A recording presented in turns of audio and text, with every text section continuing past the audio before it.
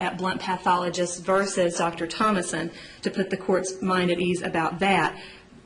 Dr. Potter had previously testified somewhat about that, but was not asked the specific questions to address the situation that was presented in Dr. Gillum's affidavit. What Dr. Gillum says is that the information is the same, it's just who manipulates the data is different between what Dr. Thomason can provide at Esoterics and what Blount Pathologist can provide through its association with Molecular Pathology Lab. And it is his opinion that this renders the same level of service to the patient ultimately.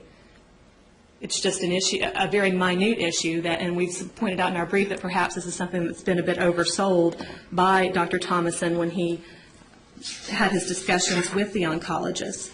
And he did somewhat acknowledge that he had made statements to the oncologist, I would note, to the effect that Blount Pathology doesn't like bone marrow.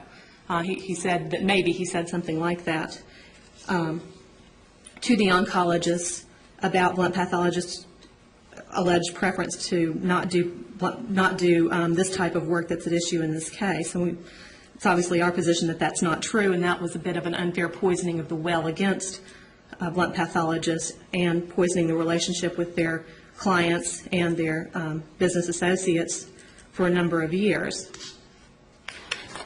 We don't have a problem if these clients, if these oncologists had taken their work to someone who had competed fairly in the marketplace. If they had taken their work to someone at UT, someone who did not have this opportunity to unfairly cultivate this relationship, we couldn't be standing here today.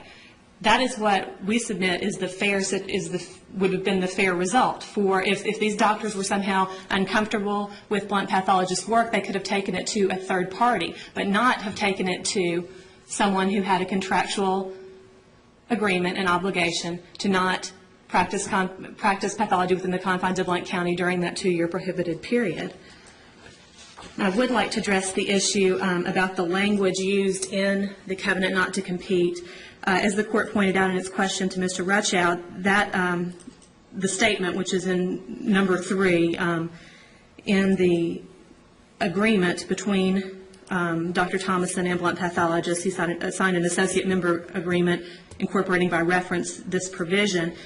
The opening phrase talks about in the event of the dissolution of the company and or the withdrawal of any member from the company that they agree not to practice pathology within the confines of Blount County for a period of 2 years following the dissolution. And that's where there's some ambiguity there, because the end of the sentence doesn't match up logically with its beginning premise. And when there is such an ambiguity, the court should look to the intent of the agreement. And here clearly the intent was to bind everyone to a covenant not to compete. It would not make any sense to have a covenant not to compete only upon the dissolution of the company and not there to protect the ongoing interests of Blount Pathology as an ongoing concern after the withdrawal of a member. And we have cited case law in our brief regarding interpretation of contract, and words contrary to the evident meaning of a writing may be rejected, and words supplied which are evidently required by context. And as the court pointed out, certainly other courts have redlined in such situations in order to make such an agreement reasonable. Now, Dr. Thomason, again, stated in his deposition, I intend to honor my agreement. I committed to honor that agreement to not practice pathology within the confines of Blount County for 2 years. So certainly he didn't have this reading of the contract until sometime far later, and with the assistance of counsel, we would assert that was clearly not what was understood by the parties and not in conformity with how they acted, and therefore you can look to see what the intent was of that covenant.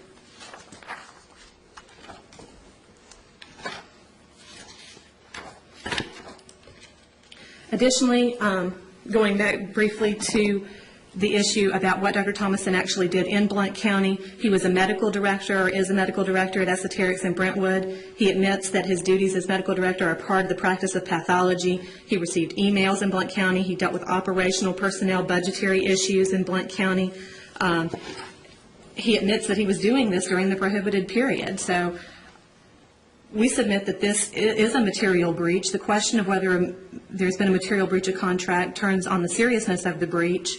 And here, the very literal thing that was prohibited by contract, practicing within the confines of Blount County, was breached. he practiced pathology within the confines of Blount County. He admits that. He did it on the basis when he was actually physically there, and he did it by taking away these customers. That was clearly contrary to the intent of that covenant. There is a genuine issue as to damages. Obviously, at this point in the proceedings, the amount of damages is not the issue. The issue of whether or not there are damages is what is at issue, and we have put that at issue by the statements of our oncologists that they lost this business that they otherwise had, and that this has cost them thousands of dollars in revenues. Additionally, information has been provided in the file about the thousands of dollars going to Esoterics for the hematopathology work in Blount County during the affected period, and the list goes on and on and on of how much they have made off of this work that was otherwise going to Blount pathologists before Dr. Thomason's time there.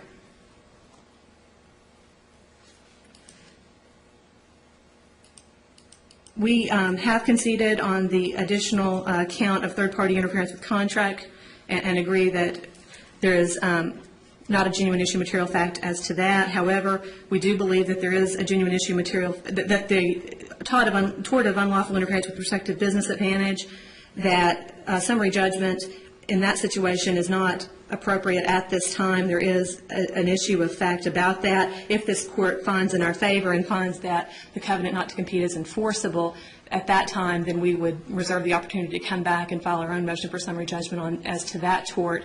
But this determination by the court is really going to play into whether or not that tort is viable. And so we submit that that is not well taken at this time from our point of view.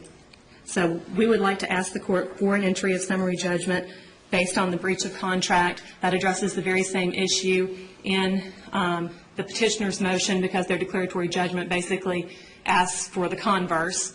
So I believe that the court's decision here today on whether or not this constitutes, in fact, practice of pathology within the confines of Blount County will clear up a lot of these tangential issues. We are reserving the issue of damages and have moved on liability only in order to try to get a resolution on this issue before there is a lot of